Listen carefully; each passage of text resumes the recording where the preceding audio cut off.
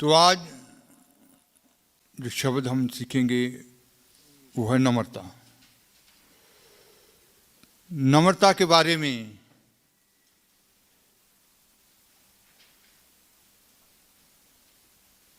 कहाँ तक खुदा के लोगों के बीच नम्रता होनी चाहिए। हमारे प्रभु यीशु मसीह के बीच कितनी नम्रता थी, कहाँ तक नम्रता थी। स्वर्गीय दूतों की नम्रता के बारे में और नम्रता के प्रतिफल जो हैं उनके बारे में। तो सबसे पहले हम स्वर्गीय दूतों के बारे में देखेंगे, पढ़ेंगे। प्रकाशित वाक्य 10 बाब उसकी पहली और दूसरी आयत।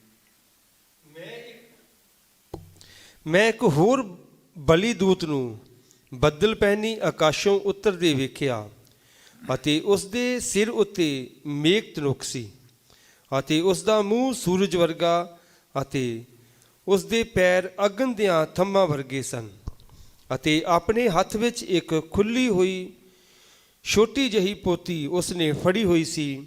ਉਸਨੇ ਆਪਣੇ ਸੱਜੇ ਪੈਰ ਨੂੰ ਸਮੁੰਦਰ ਉੱਤੇ ਅਤੇ ਖੱਬੇ ਨੂੰ ਧਰਤੀ ਉੱਤੇ ਟਿਕਾਇਆ। फिर मैंने एक और शक्तिशाली स्वर्गदूत को बादल ओढ़े हुए स्वर्ग से उतरते देखा। तो लिखा गया कि फिर मैंने एक और शक्तिशाली स्वर्गदूत को बादल ओढ़े हुए स्वर्ग से उतरते हुए देखा। उसके सिर पर मेघ धनुष था। उसके सिर के ऊपर क्या था? मेघ धनुष था।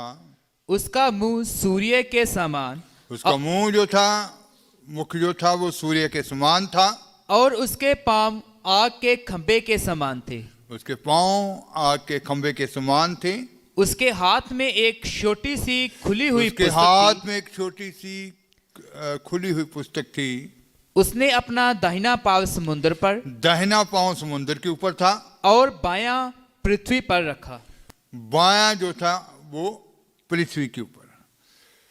तो आप यीशु मसीह के बारे में भी पहले सीख चुके हैं, उतरने के बारे में, कि यीशु मसीह ने कहा कि मैं उतरा हूं। तो यहां बलि दूत जो है, ये शक्तिशाली दूत जो है, ये स्वर्ग से क्या कर रहा है? नीचे की ओर उतर रहा है। तो उतरना उस दीनता को, उस नम्रता को दर्शाता है। तो इसके बारे में ये जो बलि दूत है, इसके बारे में लिखा कि इसने किसको पहना हुआ है? ਬੱਦਲ ਪਹਿਨੀ। बादल को क्या किया हुआ है? ओढ़े हुए हैं। तो बादल जो है ये एक हल्का होता है। यीशु मसीह ने कहा था इस संसार के लोगों को कि हे सारे बोझ हेठ दबे हुए लोगों। तो इसका मतलब है कि इंसान बोझ के नीचे है, तो यीशु मसीह ही उसके बोझ को उतारते हैं, उसके ऊपर वो हल्का और मुलायम जूड़ा रखते हैं। मेरा जूड़ा अपने ऊपर ले लो। तो बादल ओढ़े हुए जो उस हल्केपन को दर्शाता है।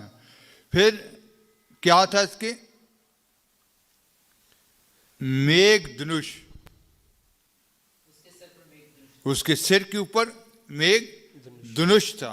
तो मेघ धनुष के बारे में भी आप सीख चुके हैं कि ये जो मेघ धनुष होता है, ये जो सतरंगी पींग होती है, ये जो आसमान में धनुष दिखाई देता है, जल पल्लों के बाद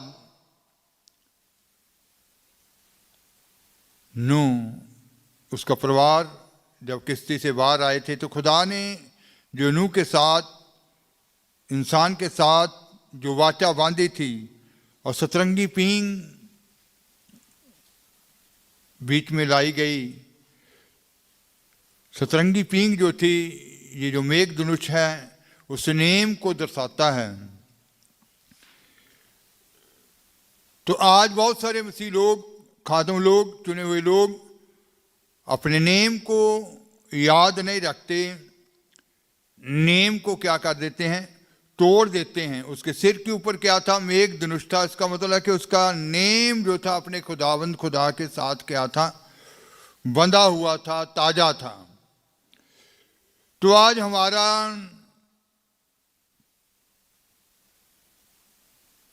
नेम जो है, जो टूटा हुआ है, उसको खुदा के साथ सही करना चाहिए, जिसके साथ हमारे जीवन में इतनी दीनता हो, इतनी नम्रता हो, क्योंकि उसका नेम खुदा के साथ था और वो स्वर्ग से क्या कर रहा है, उतर रहा है। फिर उसके मुख के बारे में लिखा गया कि वो सूरज की तरह क्या कर रहा था, चमक रहा था। यीशु मसीह के बारे में भी लिखा गया, जब हम प्रकाशित वाक्य 1 बाब उसके 18 आयत पढ़ते हैं तो वहां लिखा गया, पढ़ेंगे, ਅਤੇ ਜਿਉਂਦਾ ਹਾਂ ਮੈਂ ਮੁਰਦਾ ਸਾਂ ਔਰ ਵੇਖ ਮੈਂ ਜੁਗੋ ਜੁਗ ਜਿਉਂਦਾ ਹਾਂ। 1 बाब उसकी 18 आयत, 16 आयत, 1 बाब उसकी 16। ਉਹਨੇ ਆਪਣੇ ਸੱਜੇ ਹੱਥ ਵਿੱਚ 7 ਤਾਰੇ ਲਏ ਹੋਏ ਸਨ ਅਤੇ ਉਹਦੇ ਮੂੰਹ ਵਿੱਚੋਂ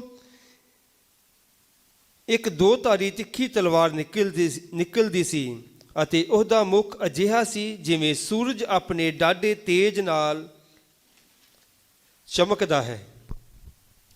वह अपने दाहिने हाथ में 7 तारे लिए हुए था और उसके मुख से तेज 2 धारी तलवार निकलती थी। उसका मुंह ऐसा प्रज्वलित था जैसा सूर्य कड़ी धूप के समान चमकता है। तो यीशु मसीह के मुख के बारे में भी ऐसे लिखा कि उसका मुख कैसे चमक रहा था, सूरज की तरह।